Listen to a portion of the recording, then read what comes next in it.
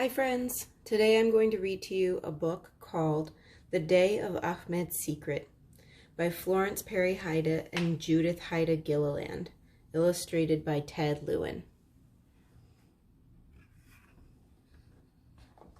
The Day of Ahmed's Secret.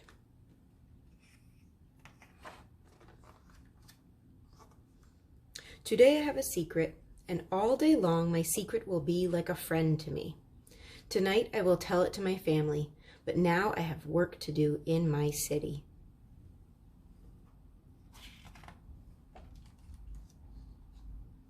My donkey pulls the cart I ride on. I have many stops to make today. The streets are crowded. Everyone is going somewhere.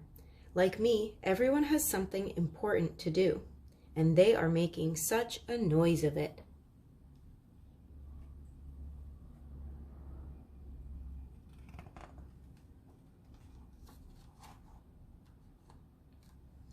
All kinds of sounds, maybe every sound in the world, are tangled together. Trucks and donkeys, cars and camels, carts and buses, dogs and bells, shouts and calls and whistles and laughter, all at once.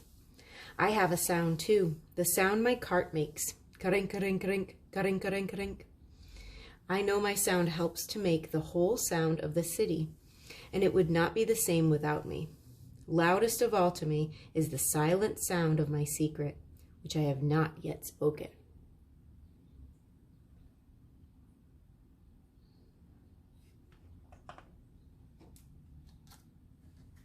Over all the noise I hear my name, Ahmed, Ahmed, and my name becomes part of the city sound too. It is Hassan calling to me.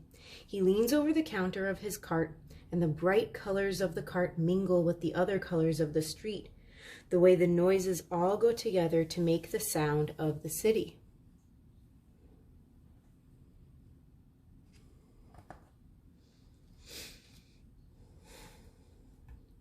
My special colors are part of the city too. Woven into the harness of my donkey are my own good luck ones, blue, green, and gold. Hassan hands me a dish of beans and noodles and says, "And how goes the day of my friend, the Butagaz boy?" As I eat, Hassan and I laugh together at his jokes and stories. Always when I come home at sundown, I tell his stories to my family, but tonight will be different. I will have my secret to tell them. I have been saving it until tonight.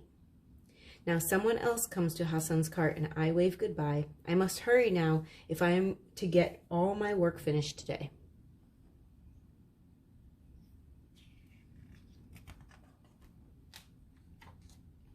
The first place I go is the home of the old woman.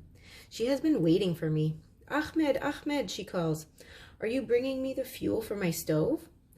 The old woman is leaning out her window. I look up and smile. I am proud that I can carry these big, heavy bottles all the way up the steps to the floor where she lives. I am proud that I can do this work to help my family.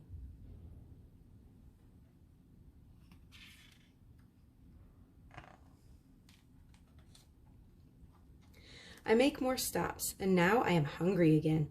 I look for the bright red and yellow cart where I can buy my lunch, and I find it in its usual place near the old building. I buy my beans and rice and sit in the shade of the old wall. My father has told me the wall is 1,000 years old, and even our great-great-grandfathers were not yet born when it was built.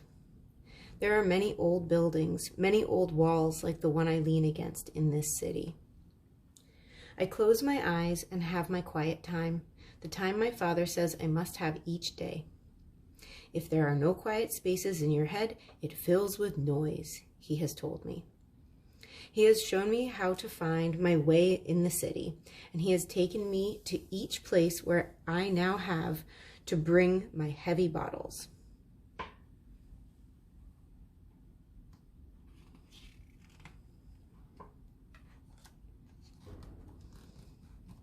In those days before I was strong enough to do this work alone, I would sit in the cart and watch my father lift and carry the bottles. One day I told him that now I could do it by myself. He watched me try to take a heavy bottle from the cart. I could not do it, and I was ashamed. "Hurry to grow strong, Ahmed," my father said on that day. For the first time, I saw that his face had a tired look, like the faces of the old men in the city. "Hurry to grow strong," he said again, "but do not hurry to grow old."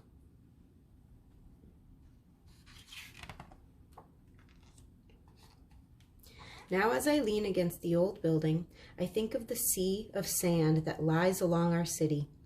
I have seen it stretching as far as the wind. My father says the wind carries sand all through the city to remind us that the desert is there beside us, and is a part of us. He tells me that the great desert presses against our city on one side and the great river pushes against it on the other. We live between them, my father has said. Between our two friends, the river and the desert. All over the world, people know of our city, he tells me, and they speak its name, Cairo. And they say the name of our great river, the Nile. And the desert? What is that called? I ask. My father shrugs and smiles. The hot winds call our desert home.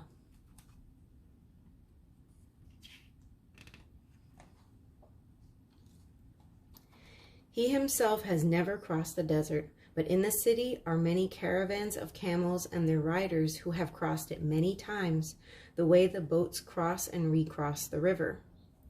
I lean against the wall and think of these things and of my secret, but I must finish my work before I go home.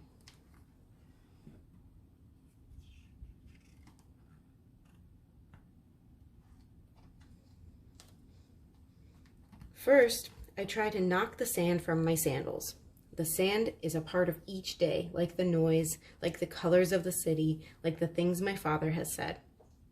On the way to my next stop, I see the boy who carries bread. From a window, a girl lowers a basket to him on a rope, and he puts some bread in the basket. Like me, he has many stops to make each day, but he is not strong enough to do what I do. No one lowers a rope to me for my heavy loads. No rope could carry what I carry.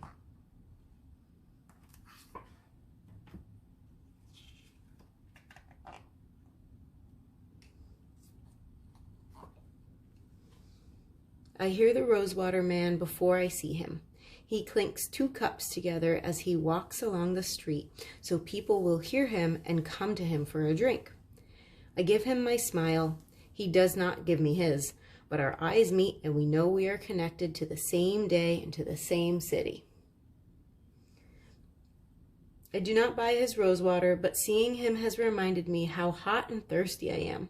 I take a drink from the bottle of water I always carry in my cart.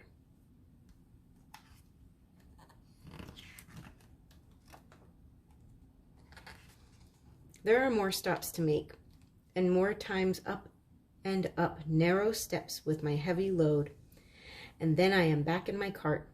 Karink, karink, karink, karink, karink, karink. It is a long day.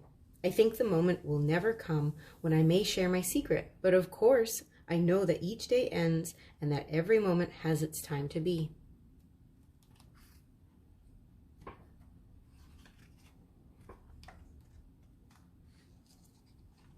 Finally, I am home. It is sundown. It is the time of day when you cannot tell a white thread from a black one. My mother has already lighted the lanterns. Everyone is waiting for me. Instead of telling them about my day, I say, "Look, I have something to show you." It is time to tell my secret. I take a deep breath.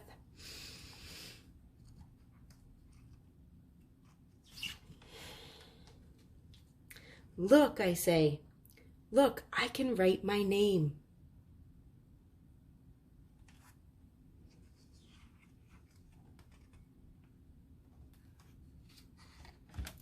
I write my name over and over as they watch, and I think of my name now lasting longer than the sound of it, maybe even lasting like the old buildings in the city, 1,000 years. That's the end.